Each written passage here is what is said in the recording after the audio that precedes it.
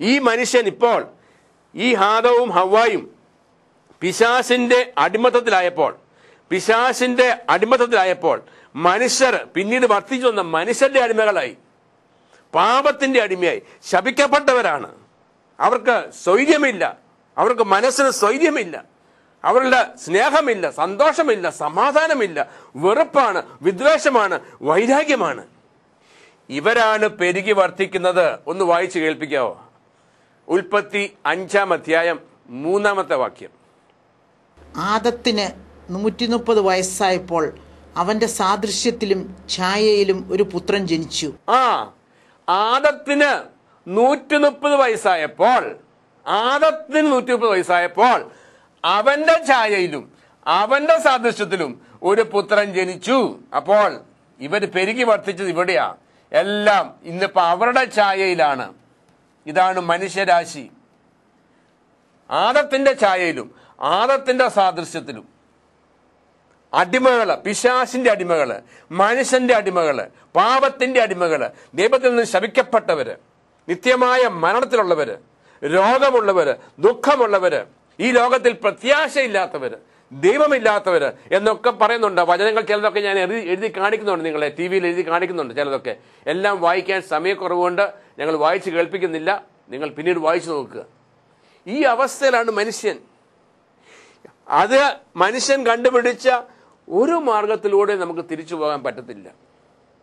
ഈ മനുഷ്യന് ഒരിക്കലും തിരിച്ച് ദൈവത്തിലേക്ക് പോകാതിരിക്കണം എന്ന് പിശാച് നിർബന്ധമുണ്ട്. അതുകൊണ്ട് അവൻ കണ്ടുപിടിച്ച മാർഗമാണ് ഇവരെ എപ്പോഴും ദൈവവചനത്തിൽ നിന്ന് മാറ്റി നിർത്തിക്കൊണ്ട് മനുഷ്യൻ്റെതായ മാർഗത്തിലേക്ക് നയിക്കുക. മനുഷ്യനെ അവന്റെ ശരീരത്തിന്റെ ആവശ്യങ്ങളെ കുറിച്ച് ചിന്തിപ്പിക്കുക. എന്ത് ഭക്ഷിക്കും, എന്ത് പാനം ചെയ്യും, എന്തുടുക്കും, എവിടെ പാർക്കും, ഈ ശരീരത്തിന്റെ ജഡികമായ താല്പര്യങ്ങളെ എങ്ങനെ തൃപ്തിപ്പെടുത്താം. കാരണം അവന്റെ ഉള്ളിൽ വസിച്ച യഥാർത്ഥ മനുഷ്യൻ മരിച്ചു കിടക്കുക എന്ന് പറഞ്ഞാൽ ദൈവത്തിൽ നിന്ന് അകറ്റപ്പെട്ടു പോയി. അവന് ദൈവവചനത്തിന് വേണ്ടി വിശപ്പില്ല, ദൈവത്തിന് വേണ്ടി ദാഹമില്ല. അവൻ ദാഹിക്കുന്നത് ഈ ലോകത്തിലെ വെള്ളത്തിന് വേണ്ടിയാ.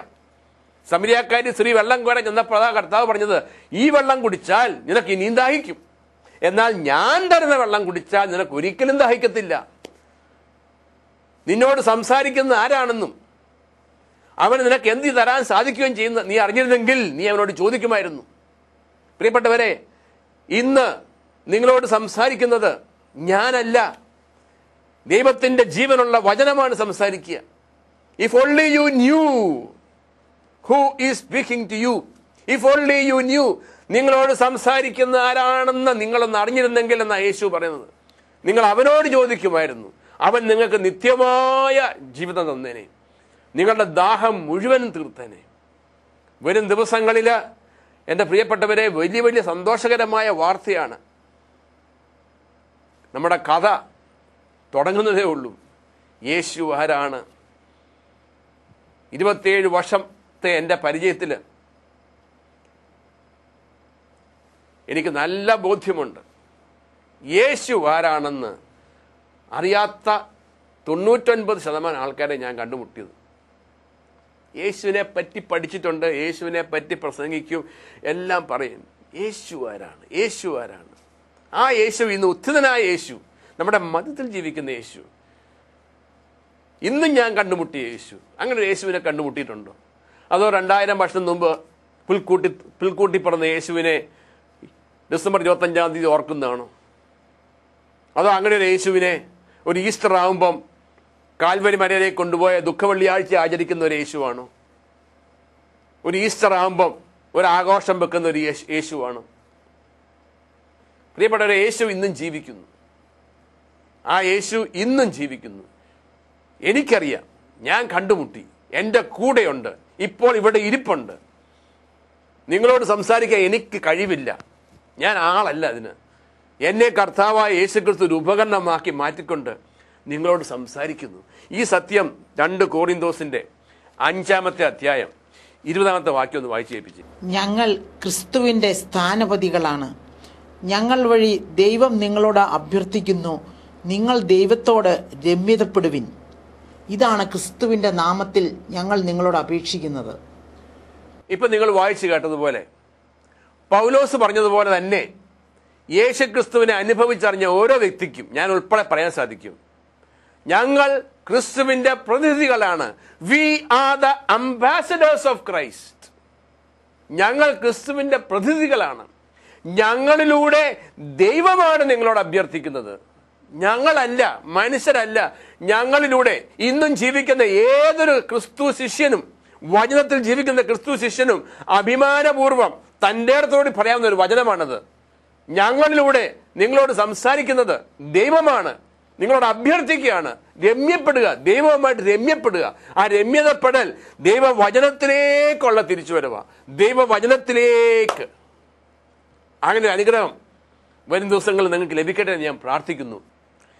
നമ്മൾ ഇന്നത്തെ ഈ എപ്പിസോഡ് അവസാനിപ്പിക്കുന്നതിന് മുമ്പായിട്ട് നിങ്ങൾ വളരെ വ്യക്തമായിട്ട് മനസ്സിലാക്കേണ്ട ഒരു കാര്യം ഒരിക്കൽ കൂടി ഞാൻ ഓർമ്മിപ്പിക്കുക. നമ്മുടെ ശത്രുവായ, ദൈവത്തിൻ്റെ ശത്രുവായ പിശാചിന് ഒരു ലക്ഷ്യം മാത്രമേ ഉള്ളൂ. നിങ്ങൾ എങ്ങനെ പ്രാർത്ഥിച്ചാലും അവന് പ്രശ്നമില്ല. നിങ്ങൾ എത്രമാത്രം ഭക്തരായാലും അവന് പ്രശ്നമില്ല. നിങ്ങൾ എത്ര നേർച്ചകളും കാഴ്ചകളും കഴിച്ചാലും അവന് പ്രശ്നമില്ല. നിങ്ങൾ ഏത് ആചാരവും അനുഷ്ഠാനവും ആയാലും അവർക്ക് കുഴപ്പമില്ല. നിങ്ങൾ ഏത് സഭയിലായാലും, നിങ്ങൾ അയക്കുന്ന സഭയോട് എത്ര വിശ്വസ്തത കാണിച്ചാലും അവന് പ്രശ്നമില്ല. അവൻ്റെ പ്രശ്നം നിങ്ങൾ യേശുക്രിസ്തുവിനെ അറിയുന്ന കാര്യത്തിലാണ്. പർദീസായിൽ വെച്ച് ആ യേശുക്രിസ്തുവുമായിട്ടുള്ള ബന്ധത്തിൽ നിന്ന് വിച്ഛേദിക്കപ്പെട്ട മനുഷ്യനെ ഇത്രയും വർഷക്കാലം, ആയിരം വർഷക്കാലം, തലമുറകൾ തോറും അവൻ പാരമ്പര്യമായിട്ട് യേശുവിൽ നിന്ന് അകറ്റിക്കൊണ്ടിരിക്കുന്ന ഈ മനുഷ്യനെ യേശുവിലേക്ക് തിരിച്ചല്ലാതിരിക്കുക എന്നുള്ളത് മാത്രമേ അവൻ ഉദ്ദേശിക്കുന്നുള്ളൂ. ബാക്കി നിങ്ങൾ എന്ത് നല്ല കാര്യം ചെയ്താലും പിശാചിന് പ്രശ്നമില്ല. കാരണം അവൻ്റെ കയ്യിൽ നിന്ന് നിങ്ങൾ രക്ഷപ്പെടുന്നത് യേശു ആരാണെന്ന് അറിയുമ്പോഴാണ്. അത് പ്രിയപ്പെട്ടവരെ, അത് പ്രത്യേകമായിട്ട് മനസ്സിലാക്കണമേ. എന്നെ കേട്ടുകൊണ്ടിരിക്കുന്ന സർവരും ആരൊക്കെയാണെങ്കിലും യേശു നാമത്തിൽ ഞാൻ യാചിക്കുകയാണ്. ഓശയ്യാ പ്രവാചകന്റെ പുസ്തകത്തിൽ 4-ാം അധ്യായം 6-ാം വാക്യത്തിൽ ദൈവം വിലപിക്കുകയാണ്, എൻ്റെ ജനം അജ്ഞത കൊണ്ട് നശിക്കുന്നു. ദൈവം പറയുകയാണ്, എൻ്റെ ജനം അജ്ഞത കൊണ്ട് നശിക്കുന്നു. പിശാചിന്റെ ജോലി നിങ്ങളെ അജ്ഞരാക്കുക. യേശു തന്നെ പ്രസംഗിച്ചപ്പോൾ യേശു ഒരുപാട് ഈ ഫരിസേയന്മാരെ, ഈ പുരോഹിതന്മാരെയൊക്കെ ഒന്ന് പറഞ്ഞ് ബോധ്യപ്പെടുത്താൻ അവർക്ക് മനസ്സിലാകാഞ്ഞിട്ട് യേശു ചോദിക്കുകയാണ്, ഞാൻ പറയുന്നത് എന്തുകൊണ്ടും നിങ്ങൾക്ക് മനസ്സിലാകുന്നില്ല? Why don't you understand what I am saying? Yeshu തന്നെ ഉത്തരം കൊടുത്തു, because you cannot bear to listen to my word. നിങ്ങൾക്ക് എൻ്റെ വചനം ഗ്രഹിക്കുവാൻ സാധിക്കുന്നില്ല. നിങ്ങൾക്ക് എൻ്റെ വചനം കേൾക്കുമ്പോൾ ദേഷ്യമാണ്. അതിന്റെ കാരണം 8:44 യോഹന്നാൻ 8:44 പറയുന്നു, നിങ്ങൾ ആ ബോർഡിൽ ഞാൻ കാണിച്ചതുപോലെ ആദത്തിന്റെ സന്തതികളായിട്ട് പിറന്നപ്പോൾ യേശു തന്നെ പറയാണ്, നിങ്ങൾ നിങ്ങളുടെ പിതാവായ പിശാചിൽ നിന്നുള്ളവരാണ്. നിങ്ങൾ നിങ്ങളുടെ പിതാവായ പിശാചിൽ നിന്നുള്ളവരാണ്. യേശു പറയുകയാണ്, നല്ല മനുഷ്യനെ നോക്കി നിങ്ങളുടെ പിതാവ് പിശാചാണെന്ന്. വചനത്തിലുള്ളതല്ലേ? ആ പിശാച് നിങ്ങൾ എങ്ങനെ ബാധിച്ചാലും പ്രശ്നമിക്കുന്നില്ല. ഒരു കാര്യമേ ഉള്ളൂ. അതുകൊണ്ടാണ് 2 കോരിന്തോസ് 4:3-4 വരെ, ഞങ്ങൾ നിങ്ങളോട് പ്രസംഗിക്കുന്ന ഈ സുവിശേഷം നിങ്ങൾക്ക് നിഗൂഢമാണെങ്കിൽ അത് നിങ്ങൾ നാശത്തിലേക്ക് പോകുന്നതിന് ലക്ഷണമാണെന്ന് പറയുന്നത്. കാരണം യേശുക്രിസ്തുവിന്റെ ആ ദൈവത്തിലേക്ക് നിങ്ങളെ നയിക്കുന്ന യേശുക്രിസ്തുവിന്റെ സുവിശേഷം നിങ്ങളിൽ പ്രകാശിക്കാതിരിക്കാൻ വേണ്ടി നിങ്ങളുടെ മനസ്സിൽ ഒരു മൂടുപടമിട്ടിരിക്കുകയാണ്. 2 കോരിന്തോസ് 3 വായിച്ചാൽ കാണാം, മോശയുടെ കാലത്ത് മോശ കൊടുത്ത നിയമങ്ങള് പിന്നീട് ഇവരെല്ലാം വായിച്ചിട്ട് അവർക്ക് മനസ്സിലായിട്ടില്ല. അവരെപ്പോഴും മോശയെ കുറിച്ച് പഠിക്കുമ്പോൾ, മോശയുടെ ഗ്രന്ഥങ്ങൾ വായിക്കുമ്പോൾ അവരിലൊരു മൂടുപടം കിടപ്പുണ്ടെന്ന് പറയുന്നു. കാരണം നമ്മൾ പിശാചിന്റെ അടിമകളാണ്. ആദത്തിൽ പിശാചിന്റെ അടിമകളാണ്. ആദത്തിൽ ആത്മീയമായ അന്ധതയിലാണ്. ആദത്തിൽ ആത്മീയമായി മരണത്തിലാണ്. നമുക്ക് ഒരു രക്ഷകൻ വരാതെ നമുക്ക് രക്ഷയില്ല. അത് നമ്മൾ വ്യക്തമായിട്ട് മനസ്സിലാക്കി ആ രക്ഷകനെ ഈ ദിവസങ്ങളിൽ നിങ്ങൾ സ്വീകരിക്കാൻ കാത്തിരിക്കുക ആത്മാർത്ഥമായിട്ട്. അതിനുവേണ്ടി ഞാൻ പ്രാർത്ഥിക്കുന്നു. ദൈവം നിങ്ങളെ സമർത്ഥമായിട്ട് അനുഗ്രഹിക്കട്ടെ. ആമേൻ.